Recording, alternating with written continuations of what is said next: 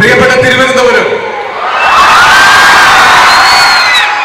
വേദിയിലിരിക്കുന്ന വിശിഷ്ട വ്യക്തികളെ, ഞാനും ടൂവിയും കുറെ നേരമായി ഇങ്ങനെ ചർച്ച ചെയ്തുകൊണ്ടിരിക്കുകയാണ്. ഇത്രയും പ്രഗത്ഭരായ പ്രാസംഗികരിക്കുന്നതിൻ്റെ ഇടയിൽ ഞങ്ങൾ എന്ത് സംസാരിക്കും എന്നുള്ളത്. അപ്പോൾ വളരെ വിദഗ്ധമായി ഇതിനു മുന്നേ വന്ന രണ്ടുപേരും ഞങ്ങളുടെ തലയിലേക്ക് ആ ട്രോഫി തന്നിട്ട് മാറി തന്നു.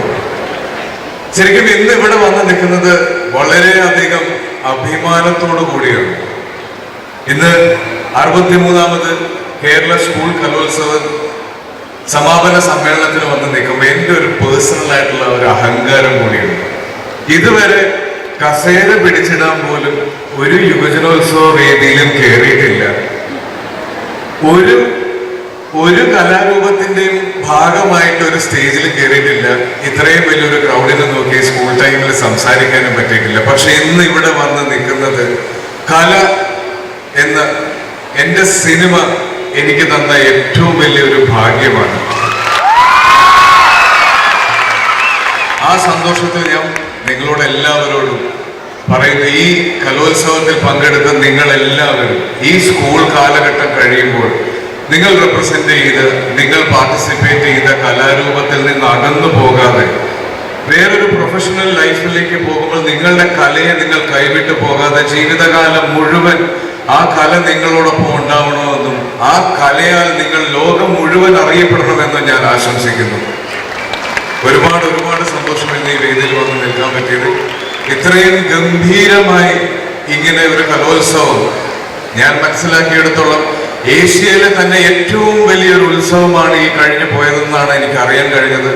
ഇത്രയും ഗംഭീരമായി ഇത് സംഘടിപ്പിച്ച ഇതിന്റെ സംഘാടകർക്കും സംസ്ഥാന സർക്കാരിനും ഇതിന്റെ പിന്നിൽ പ്രവർത്തിച്ച എല്ലാവർക്കും, ഇന്ന് ഈ ക്രൗഡ് കൺട്രോൾ ചെയ്ത് നിൽക്കുന്ന എല്ലാ പോലീസ് ഓഫീസേഴ്സിനും എല്ലാവർക്കും എൻ്റെ ആശംസകൾ. ഒപ്പം ഇവിടെ വന്നതിന് ഒരു ഉദ്ദേശം കൂടിയുണ്ട്. രേഖാചിത്രം എന്ന് പറഞ്ഞ എൻ്റെ ഒരു സിനിമ നാളെ റിലീസാവുന്നുണ്ട്.